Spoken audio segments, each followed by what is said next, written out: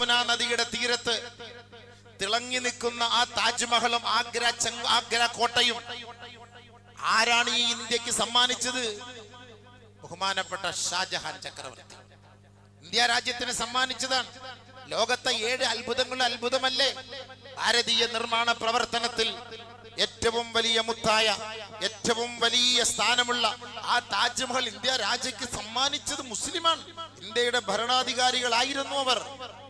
അതൊക്കെ നമ്മൾ മറന്നു പോകരുത്. നമ്മൾ പോയിട്ട് കണ്ട് സെൽഫി എടുത്തിട്ട് ഫോട്ടോ എടുത്തിട്ട് വരലല്ല. അവിടുത്തെ ചരിത്രങ്ങൾ നമ്മൾ പഠിക്കണം, അവിടുത്തെ പാരമ്പര്യം എന്തെന്ന് നമ്മൾ മനസ്സിലാക്കണം.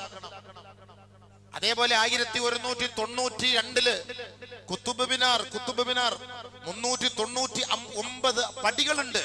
237ഓളം 238ഓളം 8 മീറ്ററോളം ഉയരമുള്ള, അടിയോളം ഉയരമുള്ള ആ കുത്തുബ് മിനാർ ബഖ്തിയാർ അഹമ്മദ് എന്ന ഉസ്താദിന്റെ നാമധേയത്തിൽ, ഉസ്താദിന്റെ ഓർമ്മയ്ക്ക് കുത്തുബുദ്ദീൻ ഐബക് 1192 ആദ്യമായിട്ട് ഇന്ത്യ രാജ്യത്തിന്റെ ഭരണാധികാരിയാണ്. അദ്ദേഹമാണ് അത് പണി കഴിപ്പിച്ചത്. ബഹുമാനമുള്ള സഹോദരങ്ങളെ, ഇന്ന് അതിന്റെയൊക്കെ ചുവട്ടിൽ കാണിക്കുന്നത് എന്തൊക്കെയാണെന്ന് അറിയോ?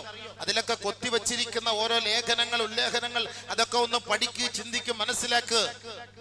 ഇന്ത്യ രാജ്യത്തിന് സമ്മാനിച്ച സമ്മാനമാണ്, മുസ്ലിമീങ്ങളുടെ ഭാഗത്ത് നിന്ന് കിട്ടിയ സമ്മാനമാണ്. അതേപോലെ റെഡ് ഫോർട്ട് ചെങ്കോട്ട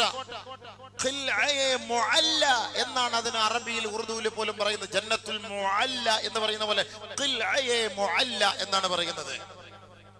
ആരാണത് പടി? 1638 ആ 72 മീറ്റർ ഉയരമുള്ള റെഡ് ഫോർട്ട് ചെങ്കോട്ടയുടെ ഹൃദയത്തിൽ, അതിന്റെ നെഞ്ചിൽ കയറി നിന്നിട്ടാണ് ഇന്ത്യയുടെ അഭിസംബോധന ചെയ്യുന്നത്. ആരാണ് ഇതിന് സാക്ഷ്യം വഹിച്ചത്? ആരാണ് ഇത് ഇന്ത്യ രാജ്യത്തിന് സമ്മാനിച്ചത്? മുസ്ലിമീങ്ങളല്ലേ? ഷാജഹാനല്ലേ? ഷാജഹാൻ ചക്രവർത്തിയല്ലേ?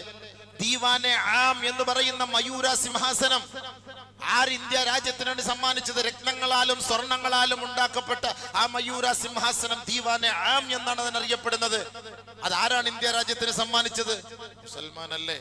ചാർമിനാർ എന്ന പേരിൽ അറിയപ്പെടുന്ന 1591 ചാർമിനാർ ഖുത്ബ് ഷാഹ് സുൽത്താൻ മുഹമ്മദ് ഖുത്ബ് ഷാഹ് 4 ഖലീഫമാരെ ഓർമ്മിപ്പിച്ചുകൊണ്ട് ആ നാട്ടിൽ വസൂരി വ്യാപിച്ച സമയത്ത് വസൂരിയിൽ നിന്ന് മോചനം കിട്ടാൻ നിയത്ത് ചെയ്ത് കൊണ്ട് അദ്ദേഹം ചാർമിനാർ അവിടെ സ്ഥാപിച്ചുവെങ്കിൽ ഇന്നും അതിന്റെ ചുവട്ടിൽ നടക്കുന്നത് എന്തെന്ന് നിങ്ങൾ ഇന്ന് അവിടെ പോയി എന്ന് കണ്ടാൽ നിങ്ങൾക്ക് അറിയാൻ പറ്റും.